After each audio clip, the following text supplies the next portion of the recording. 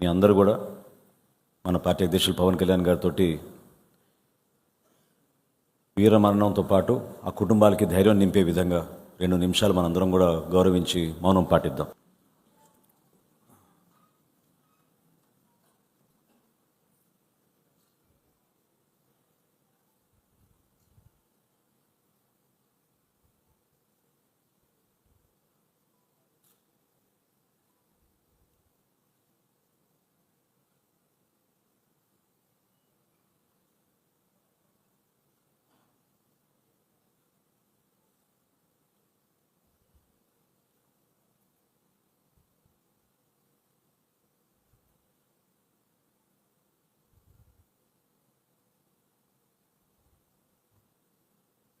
ధన్యవాదాలు.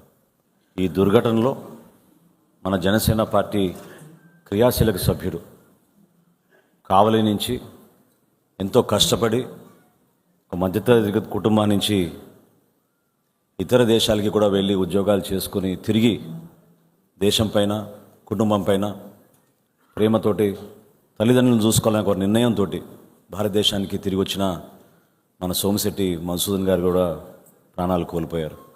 ఆయన మన జనసేన పార్టీ క్రియాశీలక సభ్యుడు. సో ముందుగా మన పార్టీ అధ్యక్షులు పవన్ కళ్యాణ్ గారిని సోమిశెట్టి చంద్రశేఖర్ మధుసూదన్ గారికి నివాళులు అర్పించమని కోరుతున్నాను.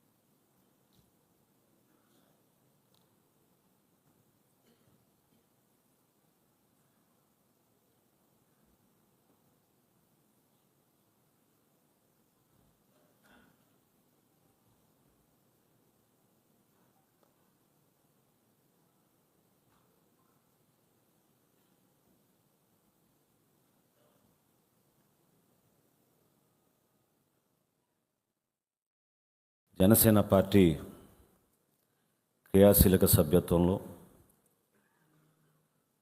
సీరియల్ నంబర్ 114 02-558 మన సోమిశెట్టి మధుసూదన్ రావు గారు సాఫ్ట్వేర్ ఇంజనీర్గా తన భార్య ఇద్దరు కూడా కష్టపడి 2 బిడ్డలను చదివించుకుంటూ మరి తండ్రి గారు అరటిపండ్ల వ్యాపారం చేసుకుంటూ ఉంటారు. అటువంటి కుటుంబం నేపథ్యంలో చాలా విలువలతో కూడిన జీవితం గడపాలని దేశం పైన నమ్మకంతో కుటుంబాన్ని నిలబెట్టాలి, తల్లిదండ్రులు వృద్ధాప్యంలో మేము ఆదుకోవాలనే నిర్ణయం తీసుకుని భార్యాభర్తలు 2 బిడ్డల్ని తీసుకుని తిరిగి వచ్చి అమెరికా నుంచి ఇక్కడే స్థిరపడ్డారు. ఆ రోజు మన పార్టీ అధ్యక్షులు పవన్ కళ్యాణ్ గారు కుటుంబాన్ని పరామర్శించినప్పుడు ఆ భార్య యొక్క ఆవేదన, జరిగిన సంఘటన వివరిస్తుంటే నిజంగా అక్కడ కూర్చున్నప్పుడు చాలా ఇబ్బందిగా ఉండేది. ఎంతో బాధతోటి జరిగిన ప్రతి సంఘటన చెప్పుకుంటూ వచ్చి ఈ దాడి మా ఒక్కరిపైనే కాదు, ఇది భారతదేశం పైన. ఎందుకంటే అనేక రాష్ట్రాల నుంచి అందరూ వచ్చారు. కర్ణాటక నుంచి వచ్చారు, గుజరాత్ నుంచి వచ్చారు, మహారాష్ట్ర నుంచి వచ్చారు, రాజస్థాన్ పైన నుంచి వచ్చారు. నేను కోరుకునేది మా ఒక్క కుటుంబానికి జరిగిందనే కాదు, దేశంలో ఏ తల్లికి కూడా, ఏ భార్యకు కూడా ఈ విధంగా జరగకూడదు అనే భావన ఆమె మనస్ఫూర్తిగా వ్యక్తపరిచినప్పుడు నిజంగా కదిలిచ్చింది. భారతదేశంలో మనందరికీ కూడా పౌరులుగా ఒక బాధ్యత ఉంటుంది.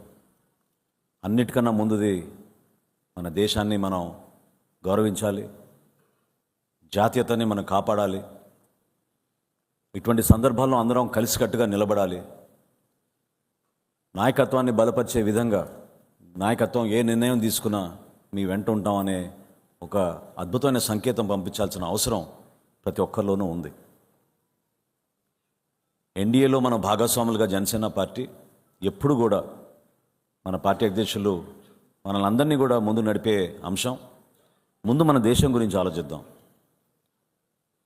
దేశం తర్వాత మన రాష్ట్రం, రాష్ట్రం తర్వాతే మనం. ఈ విధంగా మనలో ఒక నిబద్ధత, ఒక పట్టుదల, ఒక విలువలతో కూడిన రాజకీయం నింపింది మన పార్టీ అధ్యక్షులు పవన్ కళ్యాణ్ గారు. పదవులతో సంబంధం లేదు ఈ ప్రయాణం. కనీసం మనం ఏంటి, మన దేశానికి ఏం చేయగలుగుతాం, ఏ విధంగా మన దేశానికి నిలబడగలుగుతాం అనే అంశాలపైన మనందరం కూడా అనేక కార్యక్రమాలు చేసుకుంటూనే వచ్చాం. దానికి అనుగుణంగా ఈ సంఘటన జరిగిన కొద్ది గంటల్లోనే రాత్రంతా నిద్ర పట్టని పరిస్థితిలో ఉదయమే 6కి ఫోన్ చేసి మనం రాష్ట్ర వ్యాప్తంగా 3 రోజులు కార్యక్రమాలు చేద్దాం, జనసేన పార్టీ నుంచి ప్రతి ఒక్కరిలో ఒక చైతన్యం తీసుకొచ్చే విధంగా పార్టీ కార్యక్రమాలు ఉండాలని ఆయన ఆదేశించారు. మొట్టమొదటి రోజు మనం మీ అందరూ కూడా పాల్గొన్నారు. వివిధ నియోజకవర్గాల్లో 175 నియోజకవర్గాల్లో కూడా మాకు వచ్చిన సమాచారం, మన జనసేన పార్టీ శ్రేణులు అందరూ కూడా పాల్గొన్నారు. కొవ్వొత్తులు ర్యాలీ చేశాం. మరుసటి రోజు దీక్షలు నిర్వహించాం. ఆ శిబిరాల్లో మౌనంగా మనం కూర్చుని మన నిరసన తెలిపాం. ఎట్టి పరిస్థితుల్లో ఉగ్రవాదం నశించాలి, ఇటువంటి కార్యక్రమాలు మరొకసారి రాకూడదు అనేది మనందరం కూడా బలంగా చక్కటి సంకేతం పంపించాం. 3వ రోజు ఒక యూనిటీ డెమాన్స్ట్రేట్ చేయడానికి మనందరం కలిసి ఉన్నాం. ఈ కార్యక్రమాల్లో మతాలతో సంబంధం లేదు, కులాలతో సంబంధం లేదు, ప్రాంతాలతో సంబంధం లేదనే అంశం పైన మానవహారం చేసి రాష్ట్ర వ్యాప్తంగా ఒక చక్కటి కార్యక్రమం చేశాం. ఆంధ్రప్రదేశ్ నుంచి 2 పౌరులు మనం కోల్పోయాం. దేశం 26 కోల్పోయింది. కానీ దీనికి సరైన ధీటైన సమాధానం కేంద్ర ప్రభుత్వం చాలా స్పష్టంగా చెప్తుందని గౌరవ ప్రధానమంత్రి గారు అనేక సందర్భాల్లో చెప్తూ వచ్చారు. మనం చేయాల్సింది, మనందరం కూడా కోల్పోయిన మన జన సైనికుడి కుటుంబానికి మనం అండగా నిలబడాలి. ఇంటర్మీడియట్ చదువుకుంటుంది ఆమె, చిన్న అమ్మాయి. బాబేమో 8వ తరగతిలో ఉన్నాడు. వీళ్ళందరూ కూడా కావల్లోనే ఉండి ఇతర రాష్ట్రాల్లో ఉద్యోగాలు చేసుకున్నా కూడా వారానికి 3 రోజులు 4 రోజులు వచ్చి కావల్లో ఉండి తల్లిదండ్రులను చూసుకునే ఒక అద్భుతమైన కుటుంబం. శోక సముద్రంలో ఉన్నప్పుడు వాళ్ళందరూ కూడా ఇటువంటి ఇబ్బందులు ఎవరూ ఊహించని విధంగా వచ్చిన సందర్భంగా ఎంతో గౌరవంగా, హుందాగా పార్టీ నుంచి మనందరం కూడా, మన పార్టీ అధ్యక్షులు పవన్ కళ్యాణ్ గారు తీసుకున్న ప్రతి నిర్ణయం, ప్రతి అడుగుకి మనం అండగా నిలబడుతూ చేస్తున్న ప్రతి కార్యక్రమం విలువలతో కూడిన కార్యక్రమాలు చేస్తామనేది మరొకసారి మీరందరూ కూడా ప్రదర్శించారు. భారతదేశంలో నాకు తెలిసినంతవరకు ఏ రాజకీయ పార్టీ కూడా ఇట్లా 3 రోజుల కార్యక్రమాలు చేయలేదు. మనం చేసాం, గర్వపడే విధంగా చేసాం. అది మన నాయకుడిని మనం స్ఫూర్తిని తీసుకుని చేసాం. పోటీతత్వాన్ని కాదు, కానీ ఈ సందర్భంగా నిలబడాల్సిన బాధ్యత మన పైన ఉంది. ఈ బాధ్యతని మీరందరూ కూడా చాలా జాగ్రత్తగా, ఎక్కడ కూడా ఎటువంటి పరిస్థితుల్లో కూడా ఎవరిని కూడా రెచ్చగొట్టకుండా, ఎక్కడ కూడా ఎటువంటి సందర్భాల్లో ఒకరిని అగౌరవపరచకుండా కలిసిమెలిసి మనం భారతదేశాన్ని ముందుకు తీసుకెళ్లే విధంగా గౌరవ ప్రధానమంత్రి గారు నరేంద్ర మోడీ గారి నాయకత్వాన్ని బలపరుస్తూ రాష్ట్రంలో మనం చేస్తున్న అనేక కార్యక్రమాల్ని జనసేన పార్టీ ఎప్పుడు కూడా మన క్రియాశీలక సభ్యులకి ఏ విధంగా అండగా ఉంటామో మీరు అందరూ చూశారు. ఎల్లప్పుడూ మనం ఆ విధంగా అండగా నిలబడి ఆ కుటుంబానికి ధైర్యం నింపే విధంగా ఖచ్చితంగా మీ అందరూ కూడా ఎప్పుడు కూడా ఈ విధంగా నిలబడతారని, చాలా తక్కువ సమయం ఇచ్చినా కూడా దూర ప్రాంతాల నుంచి ఇంతమంది హాజరవడం మనస్ఫూర్తిగా మీకు పార్టీ అధ్యక్షులు పవన్ కళ్యాణ్ గారి తరఫున, పార్టీ తరఫున మీకు ధన్యవాదాలు తెలుపుకుంటూ, పెహల్గాం తీవ్రవాదుల కాల్పుల్లో చనిపోయిన 26 మందిలో మేడిశెట్టి మధుసూదన్ గారు జనసేన క్రియాశీలక సభ్యులు, ఆయన కూడా దీంట్లో బలయ్యారు.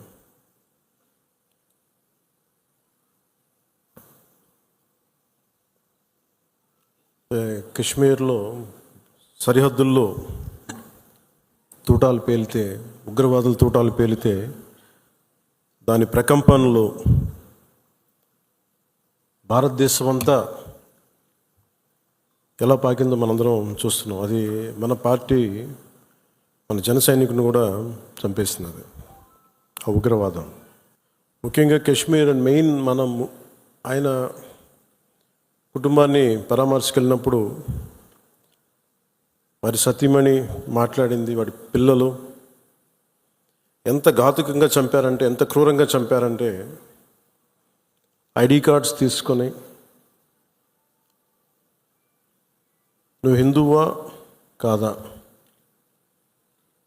ఐడి కార్డ్స్ అడిగి, లేదంటే ముఖ్యంగా మన మసూదన్ గారి సంఘటన అయితే ఆయన సతీమణి గారి మాటల్లో సరిగ్గా 3 రోజుల ముందు వెళ్ళారంట బెంగళూరు నుంచి 3 కుటుంబాలతోటి.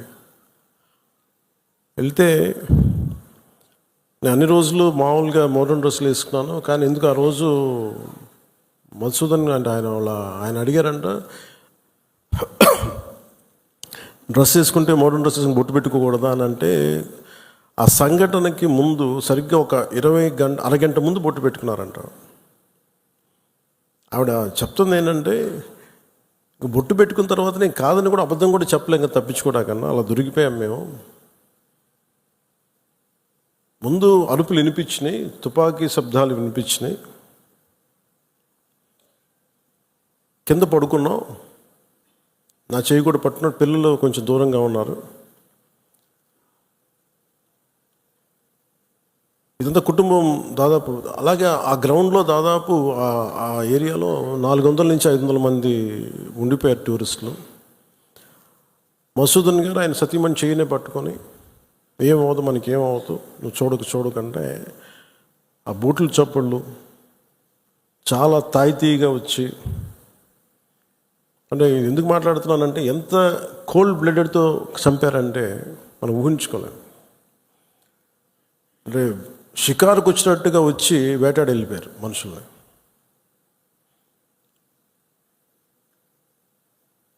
మనకి ఏమవ్వదు అని అలా అంటుంటే బూట్ల శబ్దాలు ఆగినాయి. ఆవిడికి తెలిసిందల్లా తుపాకీ శబ్దాలు వినిపించినాయి. కళ్ళు తెరిచి చూస్తే మొత్తం ముఖం మీద మొత్తం రక్తం ఉండిపోయింది, భర్త తాలూకు రక్తం. ఇప్పుడు ఎంత క్రూరంగా చంపారంటే, నేను వైజాగ్ కూడా వెళ్ళాను చంద్రమౌళి గారి ఇంటికి. ఎక్కడ తల ఉండాల్సిన చోట తల లేదు. 35 బుల్లెట్లు 40 బుల్లెట్లు దింపారు తలలో, ర్యాపిడ్ ఫైర్ తోటి, ఆటోమేటిక్ గన్స్ తోటి. అంత దారుణంగా క్రూరంగా చంపేశారు. యుద్ధం ఎప్పుడు ఇంకొక ఆయుధం పట్టుకున్నవాడితో చేస్తాం, కానీ నిరాయుధులైన ఎంత నమ్మకం లేకపోతే కశ్మీర్కి వెళ్తారు. 22-23లో దాదాపు 2 కోట్ల మంది వెళ్ళొచ్చారు. అది ప్రెసిడెంట్ పాలన ఉన్నంతకాలం వచ్చారు. మొన్న పాలన మారగానే అప్పటికి చాలాసార్లు ఎన్నికలు ఇంకా సంసిద్ధంగా లేదు కశ్మీర్ అని చెప్పినా కానీ కొన్ని పరిస్థితుల వల్ల కుదరలేదు, రాజ్యాంగ పరిస్థితుల్లో ఇంకా ఉండదు అని చెప్పేసి మళ్ళీ ఎప్పుడైతే రాష్ట్ర చేతికి వెళ్ళిపోయిన పగ్గాలు, మళ్ళీ తీవ్రవాదులు ఈ విజృంభించి చాలా కోల్డ్ బ్లడెడ్గా చంపేశారు అందరూ. మీరు ఊహించుకోండి, మనందరం ఒక సాయంత్రం అంటే మనకి కాశ్మీర్కి మనకి ఏంటి సంబంధం అనుకుంటాం. గ్లోబల్ విలేజ్ని మాట్లాడుతున్నాం, ప్రపంచాన్ని. అమెరికాలో చిన్నపాటి ఇన్సిడెంట్ జరిగితే దాని ప్రకంపనలు ఆంధ్రాలో కూడా ఉంటాయి. It's become a global village. అలాంటిది దేశం సరిహద్దులు ఏమి జరిగినా, దేశం లోపల ఏమి జరిగినా దాని ప్రకంపనలు మనకు కూడా తగిలి తీరుతాయి. మేబీ ఒక సగటు మనిషిగా బతికే మనకి అంత అవసరం లేకపోవచ్చేమో, కానీ మామూలు మనిషికి అవసరం లేకపోవచ్చేమో, కానీ being a political party, regional పార్టీకి మనకు ఎందుకు అనే ఒక మైండ్ సెట్ ఉంటుంది. మన సంబంధం నేను చెప్తున్నప్పుడు బిగినింగ్లో జాతీయ సమస్యల గురించి నేను మాట్లాడుతున్నప్పుడు చాలా హాస్యాస్పదంగా ఉండేవాళ్ళు అందరూ నాతో. నీకు ఎందుకు ఇవన్నీ స్టేట్స్ విషయాలు చూసుకుంటే, state is a part of the country కదా, state is a part of the nation. How do we ignore? కానీ ఈ లిమిటెడ్, ఈ తక్కువ స్థాయి ఆలోచన విధానంతో మనం ఎప్పుడు బయట ఆలోచించాం, పరిధి దాటి ఆలోచించాం. సో ఇప్పుడు నేను ఆ దేశం కోసం ఎందుకు ఎంత తపన పడతానంటే, if borders are not secured, Kashmir భారతదేశం అదంచు దాడితే పాకిస్తాన్ వస్తుంది. ఆ హద్దులు బాగలేనప్పుడు దాని ప్రకంపనలు ఇక్కడ దాకా వస్తాయి. మియాన్మార్లో గొడవలు జరిగితే మనకు ఎందుకు అనుకోవడానికి లేదు. అక్కడి నుంచి రోహింగ్యాస్ వచ్చేసి ఇక్కడ మనకి ఆంధ్రాలో కూడా ఉంటారు చాలామంది. దాని ప్రకంపన దాని తాలూకు ఇంపాక్ట్ మనకి ఏముంటుంది అనుకుంటే, సడన్గా తక్కువ జీతాలకు పనిచేస్తారు వాళ్ళ అవసరార్థం. అప్పుడు ఇక్కడ ఉండే స్థానికులకి ఉద్యోగాలు రావు. సో బార్డర్ మేనేజ్మెంట్ అనేది చాలా కష్టమైంది. సో అందుకని మనందరం కూడా యాజ్ ఎ పొలిటికల్ పార్టీ, మీరందరూ కూడా క్రియాశీలక కార్యకర్తలు ఉన్నారు, పెద్ద పెద్ద నాయకులు ఉన్నారు, వేదిక పైన ఎమ్మెల్యేస్ ఉన్నారు, మినిస్టర్స్ ఉన్నారు, గౌరవ మంత్రులు ఉన్నారు, ఎమ్మెల్సీస్ ఉన్నారు. Border management is very essential. మన చిన్నపాటి ఇంటి సరిహద్దులనే మనకు రోజు ఎవడన్నా పొలం ఉంటే ఆ సరిహద్దులను ఎవడ గట్టు జరిపాడా లేదని ఇంత ఆలోచిస్తూ ఉండే. చిన్న ఒక 2 ఎకరాల పొలం ఉంటేనే, ఒక 10 సెంట్లు భూమి ఉంటేనే, రోజు 2 సెంట్లు భూమి ఉంటేనే మనం ఎంత తెలుస్తాం. అలాంటిది కంట్రీ సరిహద్దుల్ని మనం చూసుకోకపోతే నాయకులుగా వచ్చే ఉపద్రవాలు ఇలా ఉంటాయి. మన దేశం ఎప్పుడు కూడా చాలా మెత్తని దేశం. ఉగ్రవాదులకి ఎందుకు సమాధానం చెప్పలేం. మీరు నిజంగా ఆవిడ పడ్డ బాధ చూస్తే ఎంత కనికరం అవసరం లేదు ఉగ్రవాదుల మీద అనిపించింది. నిర్దాక్షిణ్యంగా తీసేయాలన్న ఆవిడ అన్న మాటలు. చంద్రమౌళి గారు మేము మన వైజాగ్లో కనుక, ఆయన retired employee, bank employee, retirement plan ఏం చేయాలో, పిల్లలు అమెరికా వెళ్ళిపోయి ఏం చేయాలో తెలియక ఆయన జస్ట్ ఒక 5 రోజుల కన్నా వెళ్తే ప్రాణాలు పోయినాయి. మీరు ఊహించుకోండి, మన సరదాగా చాట్ తిందామని చెప్పి హైదరాబాద్లో గోకుల్ చాట్కి వెళ్తే బాంబ్ బ్లాస్ట్ జరిగింది, ప్రాణాలు పోయినాయి. Simple chat. అలాగే పార్క్కి వెళ్దాం, లుంబిని పార్క్ వెళ్ళి కూర్చుందాం పిల్లా పాపలతో అంటే బాంబులు పేలినాయి. అంటే ఉగ్రవాదం తాలూకు పంజా అన్నిటి మీద ఉంటుంది. దీంట్లో దాదాపు 26 మంది చనిపోయారు. ఈ గుర్రాలని తీసుకెళ్ళి ఒక్కతను మటుకు ఒకే ఆయన ముస్లిం, మిగతా 25 మంది 25 మెంబర్స్ హిందూస్. అది కూడా ఆయన ఎదిరించాడు. ఆ గుర్రాలను తీసుకెళ్లే వ్యక్తి ఉగ్రవాదులు ఎదిరిస్తే ఆయన చంపేశారనేది వార్త. అంటే కశ్మీరు మనందరం ఒక అందమైన లొకేషన్ చూస్తే మేము చాలాసార్లు అంటే నాకు ఎందుకు కశ్మీర్ అనేది ప్రత్యేకంగా నాకు తగులుతూ ఉంటుందంటే, యాజ్ ఎ లీడర్ మీరందరూ కూడా as a political party stake హోల్డర్స్గా మీరందరూ you have to read history. అంటే ఇవి భవిష్యత్తులో జరగకుండా ఉండాలి అంటే దాని తాలూకు కశ్మీర్లో తూటాలు పేలితే దాని ప్రకంపనలు ఇప్పుడు మన పార్టీ దాకా ఎలా వచ్చినాయో, ఇది దేశం అంతా ఇట్లాగే ఉంది పరిస్థితి. అంటే ఒక వాస్తవాన్ని వాస్తవంగా చెప్పడంలో తప్పే ఉంది అన్నాను. మన జర్నలిస్టులు కూడా మాట్లాడుతూ ఉంటే ఒక వర్గం మీద ఇంకో వర్గం అంటే మీరు ఎందుకు ఇంత లోపాయికారిగా మాట్లాడతారన్న. సన్నాయి నొక్కులను ఎందుకు నొక్కుతారు మీరు? When you are targeted based on your religion, let us say it. చెప్దాం దాన్ని. అంత మాత్రాన ద్వేషమని కాదు, ఉగ్రవాదుల మీద కోపం అది. మన నాయకులు, ఇంతమంది ముస్లిం నాయకులు ఉన్నారు ఇక్కడ మనకి. ఈ రోజున మనం వివక్ష చూపించామా భారతదేశంలో? అన్ని వర్గాల మీద గొడవలు ఉంటాయి, చిన్న చితక గొడవలు లేకుండా ఎందుకుంటే ఒక ఇంట్లోనే గొడవలు ఉంటాయి. కానీ మన దేశం ఏర్పడిన విధానం మటుకు మరి అందరూ అవగాహన చేసుకోవాలి. ఎందుకంటే ఎందుకు నేను 3 రోజులు సంతాప దినాలుగా ప్రకటించిన ఆ బాధ నాకు తెలుసు ఎలా ఉంటుందో. అప్పటికి మధుసూదన్ గారు చనిపోయిన సంగతి కూడా నాకు తెలియదు. ఎందుకంటే నేను 86 నుంచి 89 దాకా మన్నయ్య గారి చిన్న గారి సినిమాల్లో చాలాసార్లు మేము అక్కడికి వెళ్ళేవాళ్ళం. 3 to 4, 86 to 89. ఇంకా కశ్మీర్ ఉగ్రవాదం ఇంకా పైకి రానాలి, ఇంకా వచ్చి తొలి దశల్లో 89లో స్టార్ట్ అయింది. ఇంకా 90sకి దాదాపు ఎన్ని వేల మందిని చంపేశారు. కొన్ని లక్షల మంది కశ్మీరీ పండిట్స్ని వలసపోయేలా చేశారు. అంటే ఆ రోజు కనుక కశ్మీరీ పండిట్ల వలసను కనుక ఆపుండగలిగితే, అంటే ఎప్పుడు ఒక అలక్ష్యం, ఇది నా సమస్య కాదు, నా సమస్య కాదు వదిలేస్తే కశ్మీరీ పండిట్లు అక్కడే ఉంటారు, అక్కడే పుట్టారు, అక్కడే పెరిగారు. వేరే రాష్ట్రాల నుంచి కూడా రాలేదు, అందరూ అక్కడే పుట్టారు, అక్కడే పెరిగారు.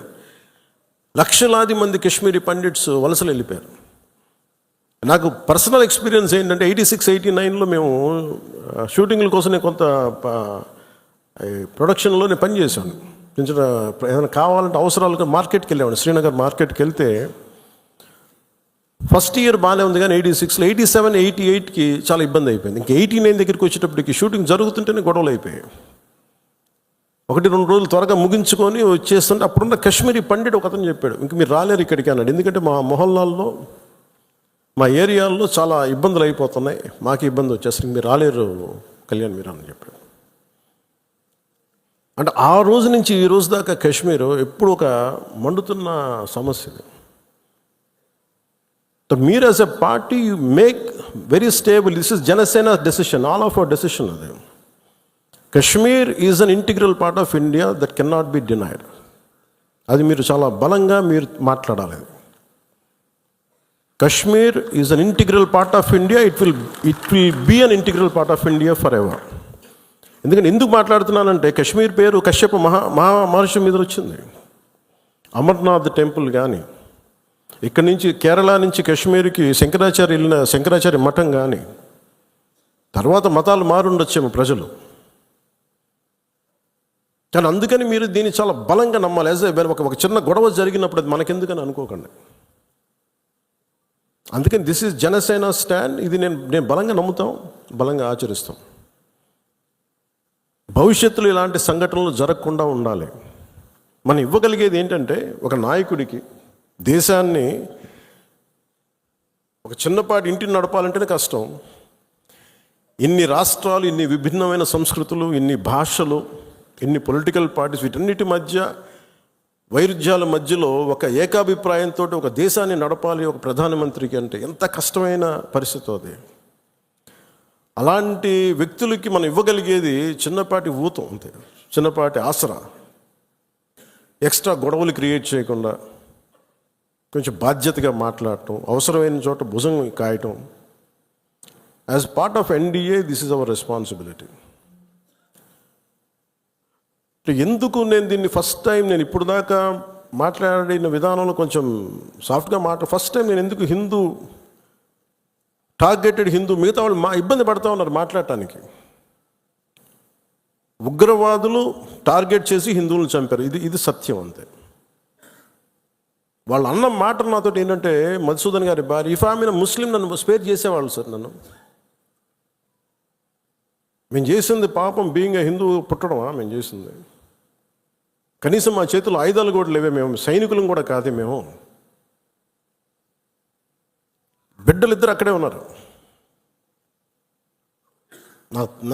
నేను ఆలోచించలేదు ముందు, నేను అనుకున్నాను ఆయన ఒక్కైనా వెళ్ళారేమో, అలా చనిపోయారేమో అనుకున్నాను. కానీ కుటుంబం అంతా ఉంది, ఇంకో 2 ఫ్యామిలీస్ ఉన్నాయి. అందరి ముందు దారుణంగా చంపేస్తే, ఇంకా ఇది భారతదేశం కాబట్టి చాలా 7 దశాబ్దాల తర్వాత మాట్లాడుతున్నాం మనం. కశ్మీర్ని 3 సార్లు, మన పాకిస్తాన్ని 3 సార్లు ఓడించాం.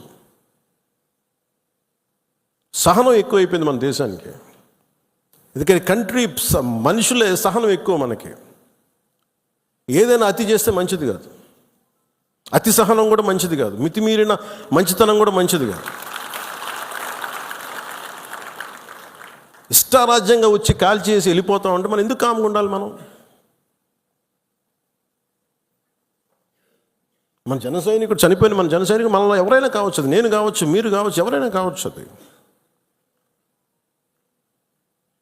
ఎంతమంది ఇక్కడికి వచ్చేసి ఉంటున్నారో మనకు తెలియదు, ఏ ముసుగులో ఉంటున్నారో తెలియదు మనకి. సో మీరు వెళ్ళేటప్పుడు ఇది నిరంతర పహార, eternal vigilance is essential element for democracy. మన బాధ్యత పదవులు వచ్చేసినాయా లేదా, మనం గెలిచేసామా లేదా కంటే కూడా ఎంత బాధ్యతగా ఉండగలం, మనం ఎంత నిరంతరంగా మనం విజిలెన్స్తో ఉండగలం, పహారా కాయగలం సమాజం మీద. ఊళ్ళల్లో ఎవరైనా కొత్త వ్యక్తులు వచ్చారా, అనుమానాస్పదంగా తిరుగుతున్నారా, ఇవన్నీ it's also part of our responsibility. So నాకు ఇది 3 సార్లు యుద్ధం ఓడిపోయిన తర్వాత మన మంచితనం ఇంకా అర్థం చేసుకుంటే ఇలాగ వచ్చి ఇళ్లలోకి వచ్చి చంపుతారు. షికారుకి వెళ్తే, సరదాకి వెళ్తే చంపేస్తారు. దీనికి మటుకు చాలా బలమైన స్టాండ్ తీసుకోవాలి. అందుకే నాయకులందరికీ కూడా, జన సైనికులందరికీ కూడా, వీరమలందరికీ కూడా ఇది ధైర్యంతో కూడుకున్న పని. ఉగ్రవాదులను ఎదుర్కోవడం అంటే ధైర్యంతో కూడుకున్న పని. Though we are a regional party, we didn't expand as on now, we confine only to state AP, కొంత తెలంగాణ. కానీ మన ఆలోచన విధానం జాతీయవాదం. ఇది మీరు బలంగా ఉండగలిగితేనే రేపొద్దున యుద్ధ పరిస్థితులు రావచ్చు, రాకపోవచ్చు, నాకు తెలియదు యాజ్ ఆన్ టుడే. బట్ కొన్ని 7 అంశాల మీద నిర్ణయాలు తీసుకున్నారు. ముందు వాటర్ ఆపారు. అంటే కొంతమంది మాట్లాడుతారు, కొంతమంది లీడర్స్, ఎంత లౌకికవాదం, ఎంత సెక్యులరిజం అంటే అందరికీ, ఎంత సెక్యులరిజం అయిపోయిందంటే అందరికీ. నేను అనేది మన కంట్రీ స్లోగనే సత్యమేవ జయతే. Unlike America, in God we trust అంట.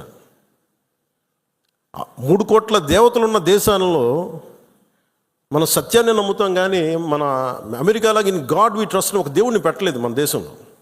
We are beyond religion, we are beyond God, truth is eternal.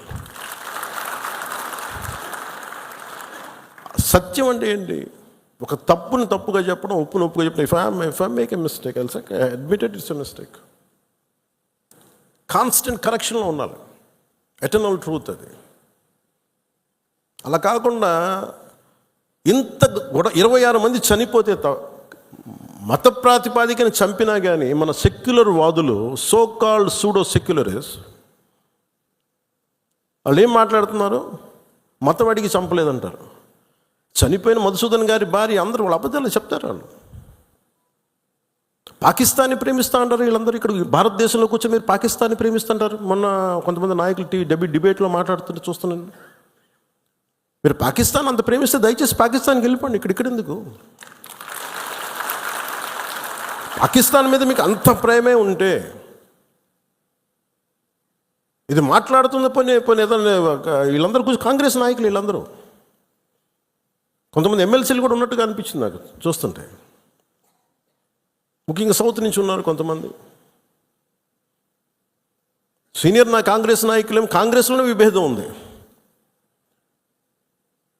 మేము వెళ్ళిపోతే మీరు పాకిస్తాన్ని, మీరు భారతదేశంలో దాడి జరిగినప్పుడు భారతదేశానికి నిలబడాలి తప్ప పాకిస్తాన్కి నిలబడతాం మీరు సెక్యులరిజం అంటే అది ఏ ససేమిరా, ఎవరు ఒప్పుకోరు. ఇక్కడ ఆ బలం మనం చూపించాలి. మనం ప్రాణాలు పోతే తిరిగి వస్తాయా? ఆయన ప్రాణాలు పోయినాయి, ఆయన బిడ్డల పరిస్థితి ఏంటి? ఆయన భార్య పరిస్థితి ఏంటి? మెరిట్ మీద ఉద్యోగం సంపాదించుకున్న అబ్బాయి,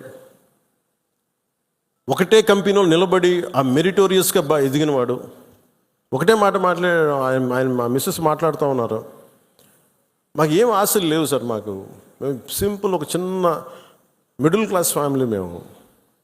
మేము టీవీల్లో కనిపిస్తామని మా కళ్ళలో కూడా ఉండదు, కానీ మా దురదృష్టం ఇలా కనిపించాం మేము టీవీల్లోనే. నా భర్త చనిపోయినప్పుడు ఇలా మేము టీవీలో కనిపించి మా బతుకులు బయటకు వచ్చినాయి. నా భర్త చనిపోయాడు, అది చెప్పుకోవాల్సిన దుస్థితి మాకు వచ్చిందని.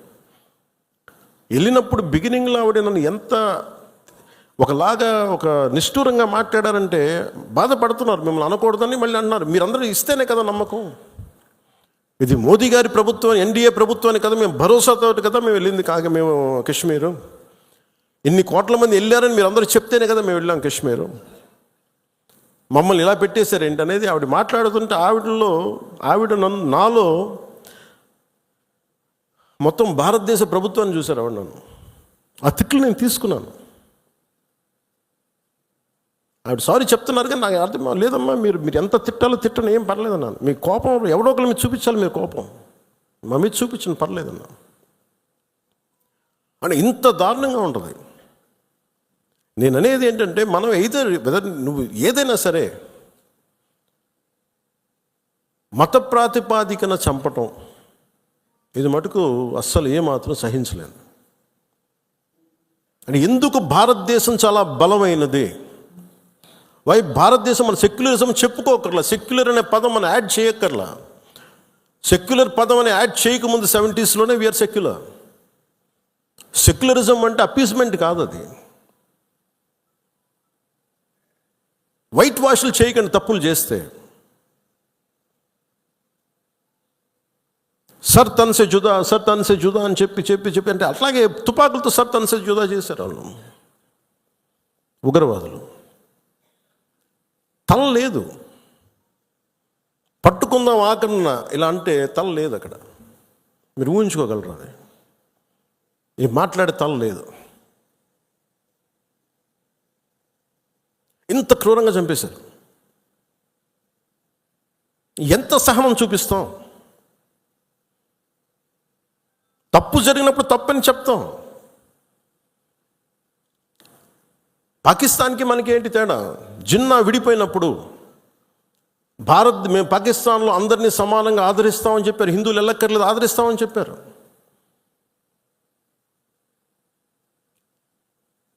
రెండు కోట్ల పైన ఉండే, చాలా కోట్ల ఎక్కువ, అంత జనాభా ఉండే చోట ఈరోజు జస్ట్ పట్టుమని కొన్ని లక్షల్లో ఉంటారు పాకిస్తాన్లో హిందువులు అంతే.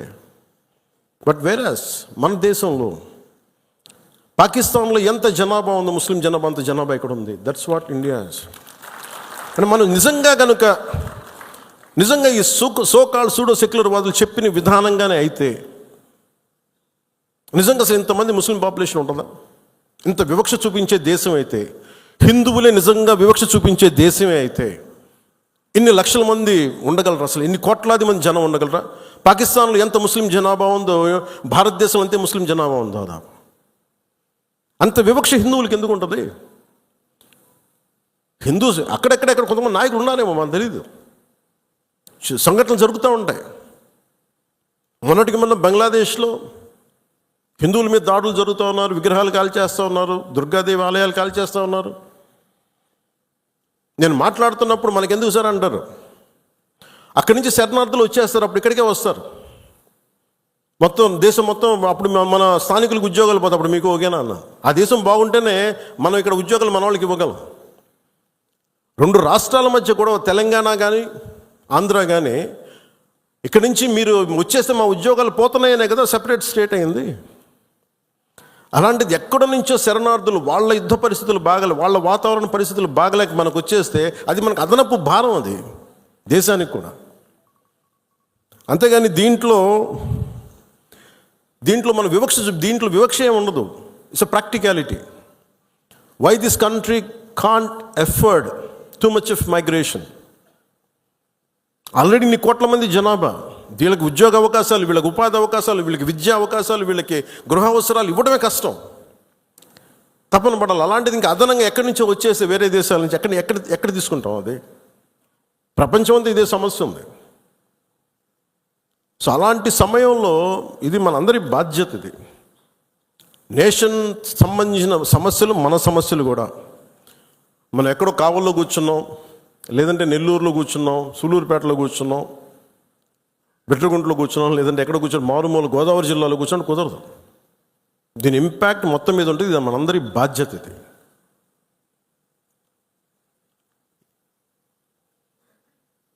ఈ రోజున మనకి ఒక వాస్తవాన్ని వాస్తవంగా మాట్లాడటం తెలుసుకుందాం.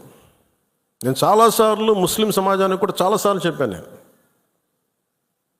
ఎందుకు ఇంత మాట్లాడాల్సి వస్తుంది, ముస్లిం, క్రిస్టియన్, హిందూని ఎందుకు మాట్లాడాల్సి వస్తుందంటే, హిందువులకు ఉన్నది ఒకటే దేశం,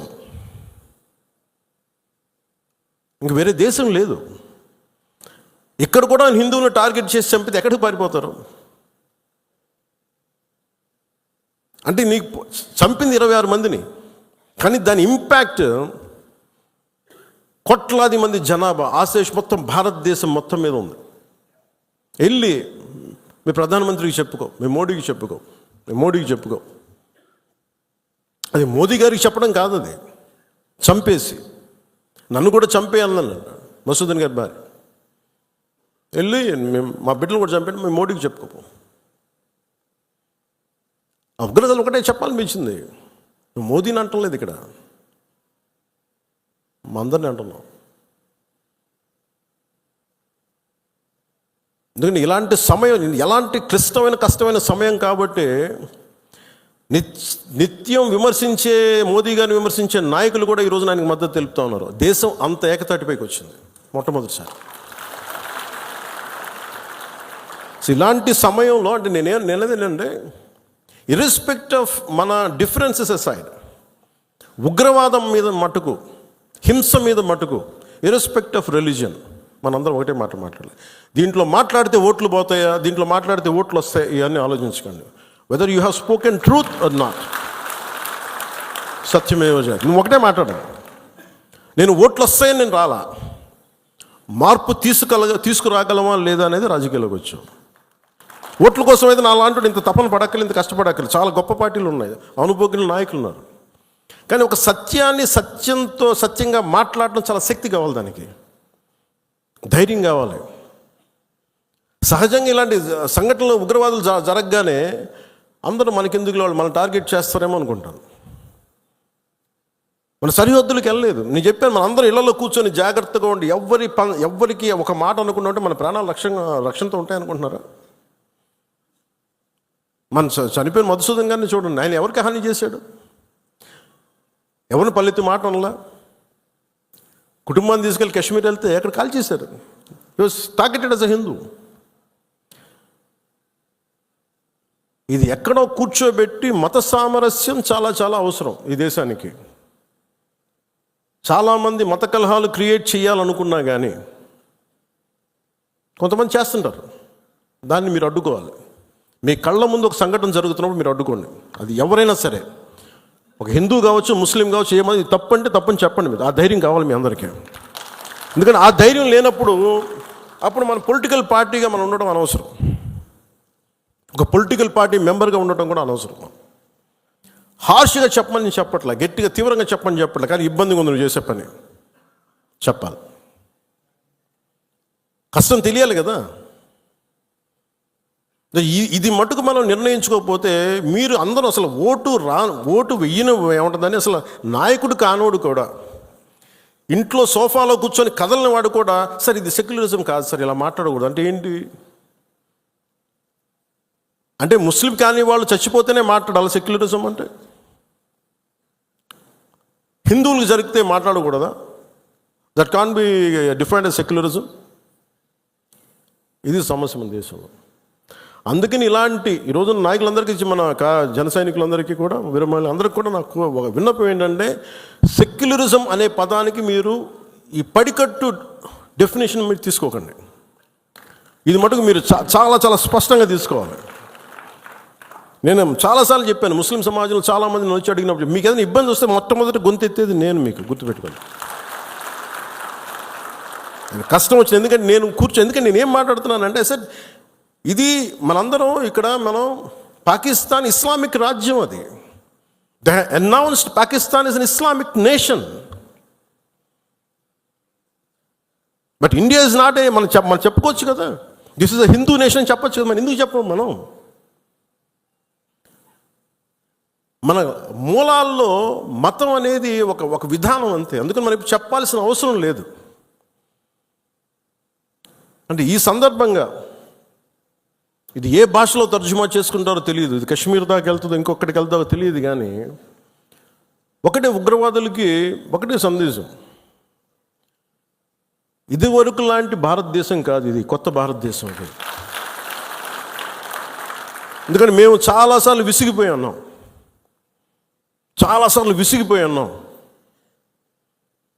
మీ ఇష్టానికి వచ్చి కాళ్ళు చంపుతానంటే ప్రాణాలు ఎలాగపోతాయి మాకు తెలుసు. As well as will fight and let our life go. దాన్ని సిద్ధపడే వచ్చాం రాజకీయాల్లోకి. ఉట్టిన ఎందుకు వస్తాం? పదవులుగా? పదవులు లేకపోతే మనకి ఏమొస్తుంది? ఇంకా బాగుంటుంది. పదవులు లేకపోతే స్ట్రెస్ ఉండదు. అందుకని పదవులు ఆశించేది ఏది ఎవరైనా సరే ఇది బాధ్యత. ఇది మనందరం బలంగా మాట్లాడాలి. అలాగే ఈ సందర్భంలో పోయిన ప్రాణాలని మనం ఎలాగ తిరిగి తీసుకురాలేము. పెద్ద ఎర్నింగ్ మెంబరు చనిపోయాడు కుటుంబంలో, మధుసూదన్ గారి కుటుంబంలో.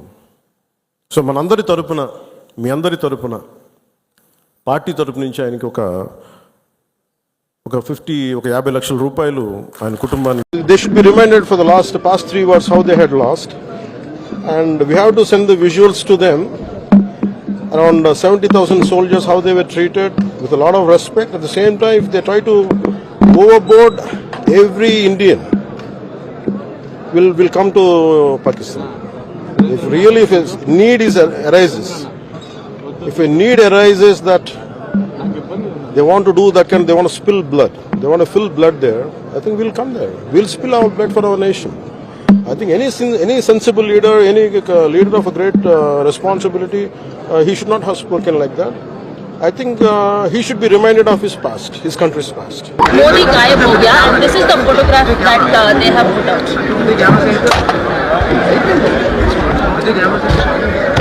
This is not such a terrorist slogan. That's all jihadi slogan. Sar Tan se juda. You want to tell Prime Minister that's a slogan you want to say? For me, this particular visual, as you're saying, if this is it, what they had done, it's a great humiliation, it's a threat to Honorable Prime Minister Modi. They had 5 cases. They had asked whether are you Hindu or not. This is not the first time they had done it. Hindu genocide happened in Kashmiri with Kashmiri Pandits. Especially, I personally have an experience in 86 and 89. We used to, for a regular consecutive 4 years, we were there. And last 88 to 89, we had seen the growing hatred towards Kashmiri Pandits. A lot of people used to work for us, so we used to know the plight of Kashmiri Pandits. After 89, more than lakhs of Kashmiri Hindus migrate. I mean, they've been forced to leave their homelands and leave their homes, and they've been killed, they had been butchered, and they had been slaughtered. I think that is nothing but a continuity of that.